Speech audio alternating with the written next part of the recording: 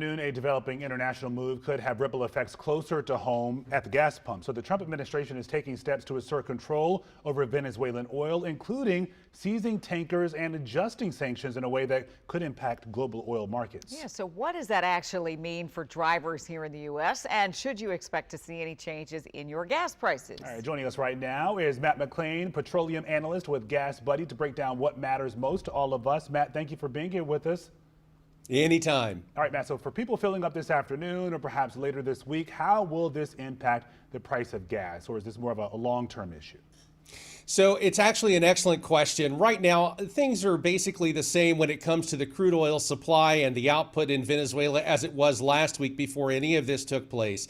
This is not going to be a 2026 issue for gas prices. This is going to be a long-term impact for sure. But remember, you've got infrastructure, you've got other things that where assessments need to be done in order to figure out exactly what needs to be repaired and rebuilt throughout a nation that, quite honestly, is about the geographic size of several U.S. states combined. So we hear things like oil seizures and sanctions, and it sounds pretty dramatic, but from a fuel supply standpoint, does this actually change how much gas is available in the U.S. right now?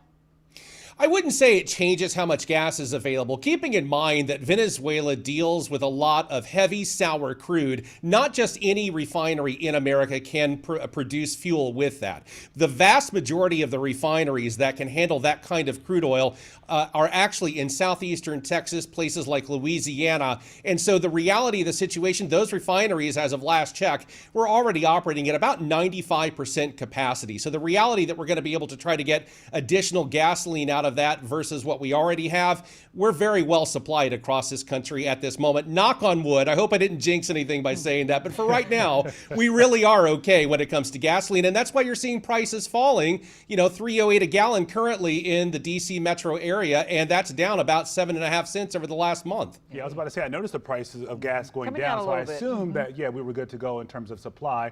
So Matt, compared to things that drivers are more familiar with, like seasonal demand, those refinery issues, or hurricanes, where does this rank in terms of real influence, real impact in the price of gas?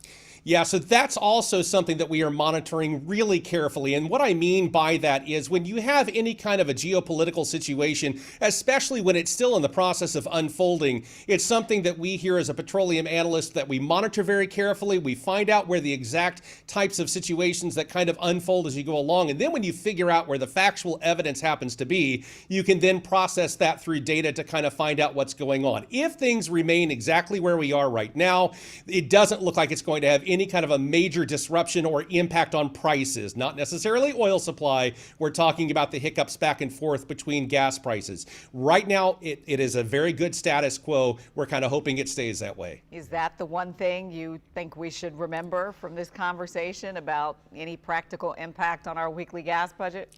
Yeah, that's the key. So we're going to have to watch on exactly what happens. We've seen a lot of saber rattling back and forth even today. I'm sure you've been reporting on it as most other stations have. And so those are the things that we're really going to be monitoring very carefully in the coming days. Of course, we just released our annual forecast yesterday, as a matter of fact, where we were predicting national average prices to remain below $3 a gallon. We're sticking with that, but we're also monitoring any geopolitical upsets that could temporarily cause a problem in all of that. And the motorist, the consumer watching right now, you need to do the very same thing, and understandably keep all of that in mind as you're pulling out that GasBuddy app. Find the cheapest gas available in your area.